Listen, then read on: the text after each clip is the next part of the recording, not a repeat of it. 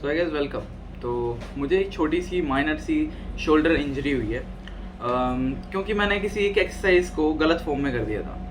तो आज की इस वीडियो का यही टाइटल है, मुझे कंटेंट मिल गया कि आप कैसे अपना शोल्डर की इंजरी किसी भी तरीके की उससे बच सकते हो।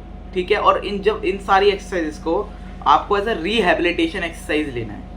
अगर आपका कोई मेजर टीयर हो चुका है मसल शोल्डर का, या फिर कोई जॉइंट मेजरली डिसलोकेट हो चुका है, तो आपको डॉक्टर पे जाना चाहिए।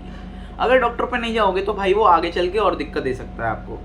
हो सकता है कि आपका शोल्डर डिसलोकेट का डिसलोकेट ही रह जाए, हो सकता है कि वहाँ की कुछ नर्व्स दब जाएं और फिर डेड हो जाएं, वो हो सकता है वहाँ पे ब्लड सप्लाई कट जाए। तो बहुत सारे पॉसिबल चीज़ें हो सकती हैं। तो एक बार डॉक्टर पे जाना सही रहता है अगर आपको मेजर इश्यूज हुए। बट अगर आपको मेरी तरह एक छोटा सा माइनर इंजरी हुई है किसी भी एक शोल्डर में, तो आप जो मैं चीज़ें बता रहा हूँ उनको फॉलो कर सकते हो एंड उससे आपको इम्प्रूवमेंट ज़रूर देखने को मिलेगी। एटलीस्ट मुझे तो अभी तक इम्प्रूवमेंट देखने को मिल रही है।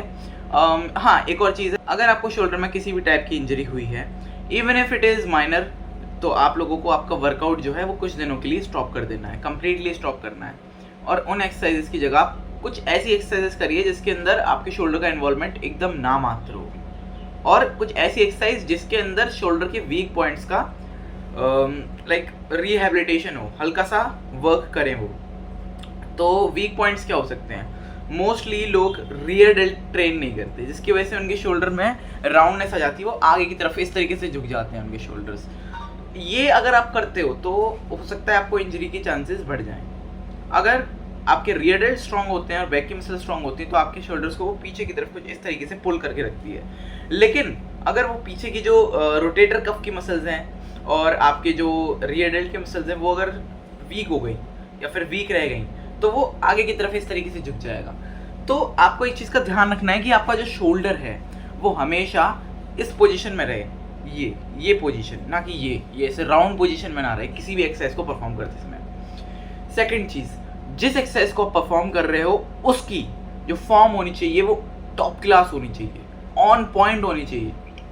अगर गलत फॉर्म में आप किसी एक्सरसाइज को परफॉर्म करोगे तो उस एक्सरसाइज के अंदर आपकी इंजरी होने के चांसेस डबल हो जाते हैं। गलत फॉर्म में करने की वजह से ही 90% इंजरीज होती है। तो मैंने किस फॉर्म में करा कि मेरी इंजरी हो गई? तो बेसिकली मैं चेस्ट प्रेस कर रहा था, I mean dumbbell chest press या फिर डंबल बेंच प्रेस कह सकते हो। एंड मैंने क्या किया कि 15 kg का डंबल एक हाथ में और दूसरे हाथ में भी 15 kg का, 30 किलो का मान सकते हो टोटल वेट। एंड मैंने एकदम 90 डिग्री पे एल्बो फ्लेयर करके फ्लैट बेंच प्रेस परफॉर्म कर दी कुछ इस तरीके से। ये इसी ने मेरे को शोल्डर में इंजरी दे दी, बिकॉज इसकी वजह से मेरे शोल्डर के फ्रंट डेल्ट खिंच गए, आगे के जो जॉइंट्स हैं वो इधर उधर हो गए, जॉइंट्स पे एक्स्ट्रा लोड आया, तो इसीलिए मेरे शोल्डर के अंदर हो गई मेरे को इंजरी, जिसको हम कहते हैं इम्पिंजमेंट। ये काफ़ी कॉमन इंजरी होती है जिम के अंदर। और एक और इंजरी होती है जो कि एक मसल होती है, यहाँ पे बरसा कहते हैं, उसकी वजह से होती है। तो गलत फॉर्म में एक्सरसाइज करने की वजह से दोनों इंजरी हो सकती है। मोस्टली केसेस में इम्पिंजमेंट होती है और बरसा होती है। अगर बरसा माइनर है तो कोई दिक्कत नहीं है, अगर मेजर हो गई यानी टीयर हो गई वो मसल छोटी सी, तो आपको डॉक्टर के पास जाना पड़ेगा, डॉक्टर सर्जरी करेगा तभी वो सही हो पाएगा। लेकिन जैसे अगर आपको मेरी तरह इम्पिंजमेंट है तो उसके लिए मैं 2-3 एक्सरसाइजेज आपको बता देता हूँ जिनको हम कहते हैं रिहैबिलिटेशन एक्सरसाइजेज, जिनकी वजह से आपका वो पार्ट है वो जल्दी रिकवर कर सकता है। सबसे पहली चीज़ है, अभी मैं आपको एक और चीज़ बताना चाहता हूँ कि मेरा भी शोल्डर पूरी तरीके से रिकवर नहीं हुआ है और मैं अभी तक एक्सरसाइज के ऊपर रिटर्न नहीं कर पाया हूँ। कुछ ऐसी एक्सरसाइजेज आप कर सकते हो जिसके अंदर आपके शोल्डर का इन्वॉल्वमेंट नामात्र हो, जैसे एब्स की एक्सरसाइजेज या फिर लेग्स की एक्सरसाइजेज। अगर उसके अंदर आप बारबल कर रहे हो, बारबल से कर रहे हो, उसमें भी शोल्डर का इन्वॉल्वमेंट होता है। सो ट्राई करो कि मशीन्स पर आप लेग्स को करो, अगर परफॉर्म भी करना चाहते हो तो आप। वैसे मैं रिकमेंड नहीं करूँगा क्योंकि थोड़ा बहुत तो होता ही है आपके शोल्डर पे लोड। एकदम आप एक हफ्ते के लिए कट डाउन कर दो जिम से, एक हफ्ते कोई एक्सरसाइज मत करो। आप दूसरे जो रिकवर्ड हैंड है, जैसे मान लो मेरे लेफ्ट हैंड में हुआ है शोल्डर में दर्द, तो मेरे को जो इंजरी है ना वो अभी लेफ्ट शोल्डर में है, तो मैं राइट हैंड से कुछ खेल सकता हूँ। जैसे मैं बैडमिंटन खेलने जाता हूँ डेली, मैं कल भी गया था, परसों भी गया था, हर दिन जाता हूँ मैं बैडमिंटन खेलने के लिए, तो राइट हैंड से मैं आराम से खेल सकता हूँ, शॉट्स मार सकता हूँ। उठाना हो तो मैं राइट हैंड से कॉक को उठा लूँगा, फिर मार दूंगा। तो अगर आपको कुछ करना है तो या तो आप कार्डियो करो, बहुत अच्छी चीज़ है, बट कार्डियो में ज़्यादा स्विंग मत करना हाथ को, क्योंकि उसकी वजह से भी आपके शोल्डर पे थोड़ा स्ट्रेस आ सकता है।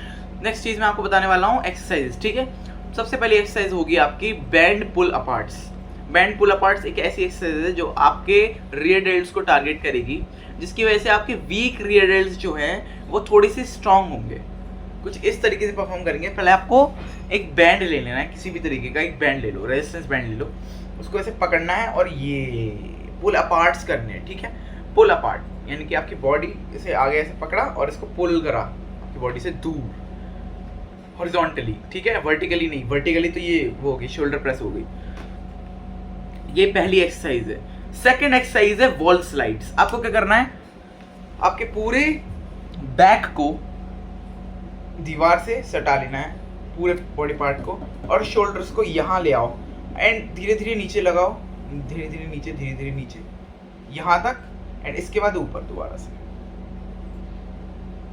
इस तरीके से आपको परफॉर्म करना है and after some time you will see कि तुम्हारे शोल्डर्स के अंदर जो मोबिलिटी का इशू था वो कम हो गया है। ये दो एक्सरसाइज जो मैंने आपको बताई ये उतनी ज़्यादा इफेक्टिव नहीं है, इनको करना ज़रूर है लेकिन उतनी इफेक्टिव नहीं है जितनी तीसरी एक्सरसाइज जो मैं बताने वाला हूँ वो है। ये एक्सरसाइज का नाम है external rotations and internal rotations off shoulders. यहाँ पे वीडियो है, ये एक्सटर्नल रोटेशन है शोल्डर का। आप इसको इस तरीके से परफॉर्म कर सकते हो। और एक चीज़ का ध्यान रखना, अगर आप डंबल से परफॉर्म कर रहे हो तो ग्रेविटी के अगेंस्ट इस तरीके से ना जाए, वरना और लोड पड़ेगा आपकी शोल्डर्स पर। आप अपनी एक नी को ले सकते हो, उसके ऊपर रख के इस तरीके से परफॉर्म कर सकते हो आप। ये एक्सटर्नल रोटेशन बहुत धीरे धीरे करना है और इसमें जल्दी जल्दी मत करना कि ऐसे करो तो और इंजरी में दर्द होगा। अभी मैंने ऐसे किया तो मेरे शोल्डर में दर्द होने लग गया। तो मुझे पता है कि मेरे को इम्पिंजमेंट हो गया कुछ एक सर्टेन मूवमेंट के अंदर। और हाँ, ये पूरी वीडियो इस शोल्डर के पेन को सही करने के लिए है। अगर आपको किसी एक स्पेसिफिक मूवमेंट को करने में पेन हो रहा है शोल्डर में, वो एक्सरसाइज कैसी भी हो सकती है, लेटरल रेजेस हो सकती है, वो चेस्ट प्रेस हो सकती है, बेंच प्रेस हो सकती है, किसी भी टाइप की प्रेसिंग मूवमेंट हो सकती है। बेसिकली मुझे इसी चीज़ में दर्द हो रहा है। और ऐसे भी हो सकता है कि अगर आप उसको परफॉर्म करो और नीचे आके जब आप लोड को छोड़ोगे, जहाँ पर सबसे कम लोड होगा, उस पॉइंट पर आपको 2-4 सेकंड के लिए एक बहुत सडन शार्प पेन महसूस हो, तो वो भी होता है इम्पिंजमेंट के अंदर। एंड या तो बरसा है आपको या तो इम्पिंजमेंट है, दोनों की एक्सरसाइज यही है। तो बेसिकली ये एक्सटर्नल और इंटरनल रोटेशंस क्या करते हैं, ये बहुत अच्छे तरीके से आपके रोटेटर कफ मसल्स को स्ट्रॉन्ग करती है। रोटेटर कफ मसल्स का काम ये होता है कि आपके जो यहाँ पर शोल्डर की बॉल है उसको उसकी सॉकेट से अच्छे से बंधे रखना। अगर ये स्ट्रॉन्ग नहीं होंगे मसल्स तो ये ऐसे होगा।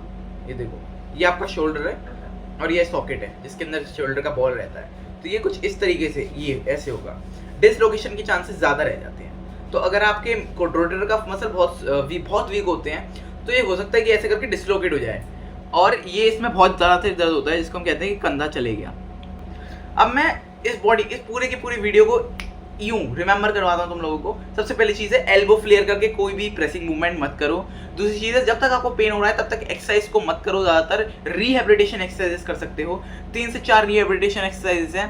पहली है बैंड पुल अपार्ट्स, दूसरी है वॉल स्लाइड्स, तीसरी है एक्सटर्नल रोटेशन और चौथी है इंटरनल रोटेशंस। इन 4 एक्सरसाइजेस को आप करो। ये रिहेबिलिटेशन एक्सरसाइजेस होती हैं, इनकी वजह से आपके जो शोल्डर्स हैं वो थोड़े स्ट्रेंथन होंगे एंड कुछ टाइम के बाद आपकी जो इंजरी है वो सही हो जाएगी। और एकदम लास्ट चीज़, अगर आपको माइनर इंजरी नहीं हुई है मेरी तरह, आपको अगर मेजर इंजरी हुई है तो डॉक्टर के पास जाओ, वो सर्जरी करेगा, दवाइयाँ देगा और थेरेपी दे सकता है आपको अच्छे से, जिससे वो सही हो जाए। एंड ये आज की इस वीडियो में बस इतना ही। आशा करता हूँ आपको ये वीडियो पसंद आई होगी। पसंद आए तो वीडियो को लाइक शेयर सब्सक्राइब जो हो सकता है वो कर दो। एंड मिलता रहूँगा मैं तुम लोगों से, और नेक्स्ट वीडियो बहुत ज़्यादा अमेजिंग होने वाली है। So please try to wait, एक दिन बाद आएगी वीडियो। Bye bye.